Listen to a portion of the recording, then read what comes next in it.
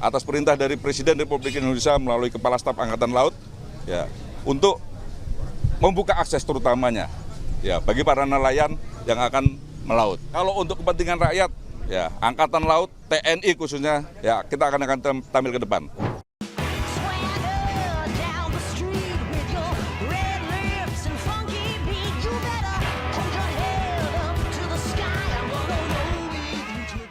Akhirnya pagar laut atau pagar bambu di wilayah utara Tangerang, Banten sepanjang 30 km mulai dibongkar oleh TNI Angkatan Laut bersama warga masyarakat sekitar.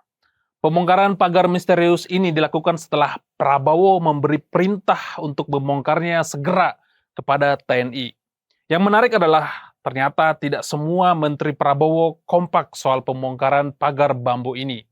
Menteri Kelautan dan Perikanan Sakti Wahyu Trenggono misalnya, dia menyayangkan pembongkaran yang dilakukan oleh TNI Angkatan Laut bersama dengan masyarakat dengan dalih agar tidak merusak barang bukti. Juga dengan Menteri ATR BPN, Nusron Wahid yang sempat menyatakan tidak bisa berbuat apa-apa soal pagar laut 30 km di Tangerang. Padahal logikanya, tidak mungkin ada orang yang berani memasang pagar di atas laut sepanjang 30 km jika belum mendapat izin dari pemerintah yang sah. Pintu utamanya tentu lewat Kementerian ATR BPN dan pemerintah daerah terkait, termasuk kepala desanya. Pagar laut ini semakin problematik dan harus dituntaskan karena suara netizen yang riuh di media sosial. Dalam seminggu terakhir, topik media sosial selalu berkaitan dengan pagar bambu yang dianggap seolah-olah tiba-tiba ada layaknya cerita fiksi Roro Jonggrang. Banyak juga pihak yang mengaku sebagai warga yang ikut swadaya membangun pagar tersebut tanpa diintervensi oleh perusahaan manapun. Walaupun pengakuan itu sangat tidak natural, mereka sepertinya digerakkan oleh kelompok-kelompok tertentu untuk menggiring opini publik. Sayangnya, yang benar-benar nelayan ternyata jauh lebih cerdas. Salah satunya Pak Khalid, yang membuat saya harus ikut angkat topi. Ternyata ada nelayan yang well educated, pemahamannya luas serta tidak mau didikte oleh orang-orang yang mengaku-ngaku warga asli padahal warga dari luar daerah itu. Apalagi muncul buzzer yang mati-matian membela pagar bambu itu. Abu Janda dan kawan-kawan semakin membuat saya curiga. Ada apa sih sebenarnya dengan pagar laut yang sangat misterius ini? Mengapa sampai begitu berbusa-busa mulut mereka untuk ngonten di kawasan pagar bambu? Lalu, validasi apa yang sedang dicari oleh mereka? Atas perintah siapa usaha mendengungkan bahwa pagar tersebut adalah milik swadaya masyarakat, bukan milik korporat? Usut punya usut, ternyata pagar laut tersebut memang sudah mendapatkan hak guna bangunan atau HGB dan sertifikat hak milik atau SHM di daerah atau di area pagar laut di wilayah pesisir Tangerang, Banten. Ada 263 HGB yang sudah sah di utara Tangerang. Di antaranya sebanyak 234 SHGB dimiliki oleh PT Intan Agung Makmur dan 20 SHGB atas nama PT Cahaya Inti Sentosa yang merupakan milik PIK 2 yang terafiliasi dengan Aguan. 9 SHGB lagi tercatat atas nama perorangan. Yang mengejutkan lagi, ada 17 bidang yang sudah ber-SHM. Gila.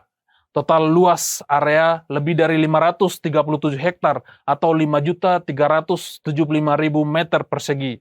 Luas setiap kaflingnya bervariasi, mulai dari 3.458 meter persegi hingga mencapai 60.387 meter persegi.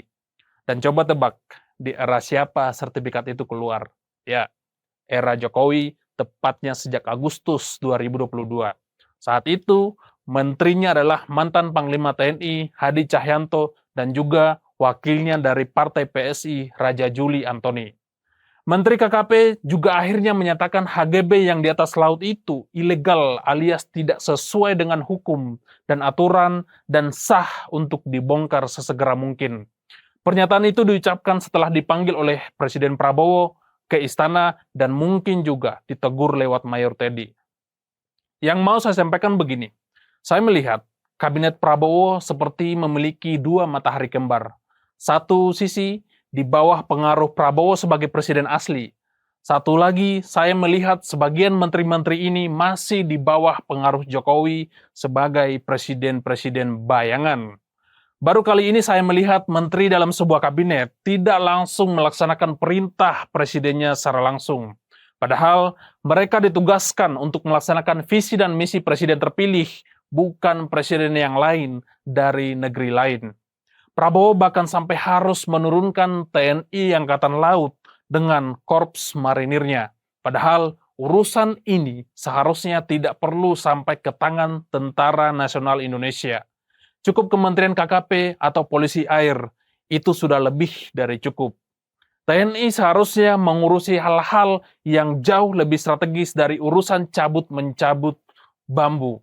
Urusan mereka seharusnya ada di daerah perbatasan laut dan teritorial negara kita, bukan melawan penjajah dari dalam bangsa sendiri. Tapi saya paham mengapa TNI harus diturunkan oleh Presiden Prabowo. Karena satu-satunya lembaga yang loyal dan gampang untuk diperintah adalah TNI. Presiden adalah panglima tertinggi atas angkatan darat, laut, dan udara. Jadi, apapun perintah Presiden Prabowo, jawabannya sudah pasti siap. Ada ketidakpercayaan Prabowo kepada menteri-menterinya, terutama KKP dan ATR BPN yang selama ini telah melakukan pembiaran terhadap berdirinya pagar-pagar bambu tersebut. Ya, namanya juga menteri titipan. Pasti isi pikirannya juga titipan semua. Sulit bagi seorang Prabowo untuk berlari menuju Indonesia emas jika masalah sekelas PIK 2 saja harus sampai memanggil menteri-menterinya hanya untuk sekedar klarifikasi ke istana. Kaki Prabowo seperti diborgol dan diikat oleh rantai. Untungnya belum sampai dipasung. Bisa bergerak, tapi tidak terlalu leluasa. Punya anak buah, tetapi tidak loyal kepada presidennya. Ingin melepas diri dari bayang-bayang raja dari Solo. Sepertinya masih dipengaruhi oleh rasa kurang enak atau tidak tega. Saran saya kepada Presiden Prabowo, jadilah diri sendiri, Pak. Jadilah presiden yang tidak mau didikte oleh kepentingan lain. Sekalipun jasa seorang Jokowi dan keluarganya begitu besar kepada Anda sendiri. Jadikan negara Indonesia ini benar-benar berdaulat di atas lautan utara Tangerang, Jakarta, dan Bekasi tanpa harus takut bersikap atas oligarki-oligarki warisan Jokowi di masa lalu. 100 hari bekerja sebagai seorang presiden, rasanya belum ada hal signifikan yang mampu meyakinkan jika Prabowo benar-benar berdiri di atas kaki sendiri. Padahal Prabowo punya kuasa atas segala lembaga untuk memastikan kedaulatan negara ini berdiri tanpa intervensi siapapun. Wibawa seorang presiden itu ada pada sikap dan aktualisasi perkataannya. Tidak ada artinya pidato keras-keras dan menggelegar di atas podium jika pagar sepanjang 30 km saja tidak mampu diusut tuntas hingga akar-akarnya. Bukan sekedar dicabut lalu disembunyikan bambunya entah kemana. Masalah pagar laut belum selesai dengan sekedar mencabut pagarnya saja, tetapi harus diusut dan ditangkap tuntas siapa dalangnya. Siapa yang memberi izin HGB di atas laut yang dilarang oleh undang-undang? Siapa pula yang membayar warga agar mengaku-ngaku jika proyek tersebut adalah swadaya masyarakat? Jangan sampai kita menabur dosa masa depan bangsa ini hanya untuk kepentingan segelintir orang, lalu mengorbankan rakyat sendiri. Saya John Sitorus, Insight.